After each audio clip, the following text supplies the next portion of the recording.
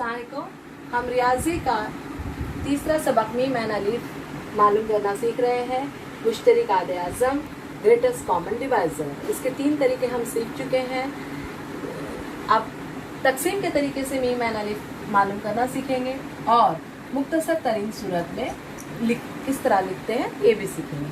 देखिए 209 बटे 247 इसकी तकसीम करनी है, हमें इनका मीम एंड अलिफ मालूम करना है। इसके लिए सबसे पहले जो बड़े अदद को छोटे अदद से तकसीम देंगे।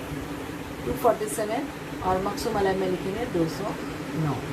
ठीक है, अब कौन से जाएगा आप देखेंगे तो 209 यानी 1 से ही जाएगा। 209 1 का 209।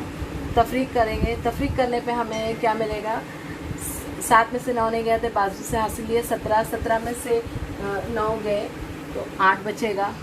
ठीक है, यहाँ 1 पहले दे चुके थे हम, इन्हें 3 हुए, 3 में से 0 गया तो 3 बचा, 2 में से 2 गए 0। अब 38 आया। ये 38 जो बाकी बचा है, इस 38 से तकसीम देंगे हम मक़सूम अलैह, जो यहाँ पहले मक़सूम अलैह लिखा था उसको तकसीम देनी है।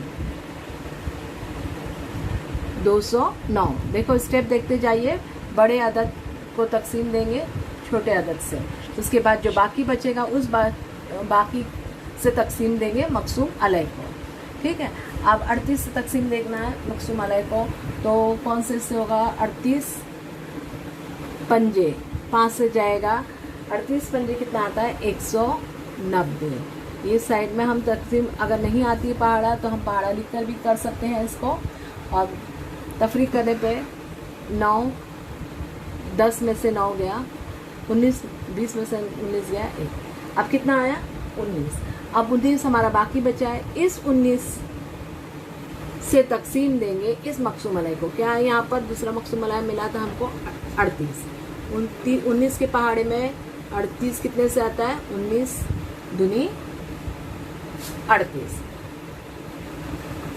ठीक है, क्या हो गया यहाँ पर, बाकी कितना बचा 0। यानी मक़सूम अलैह जब तक बाकी 0 नहीं आता है तब तक इस अमल को दोहराते रहना है। अब जो हमको यहाँ मक़सूम अलैह मिला है 19, यही इन दोनों आदात का मीम एंड अलिफ है। यहाँ मीम एंड अलिफ क्या हो जाएगा, मीम एंड अलिफ बराबर 19। ठीक है, ये हुआ हमारा पहला तरीका। इसके ये तकसीम के तरीके से मीम एंड अलिफ मालूम कीजिए।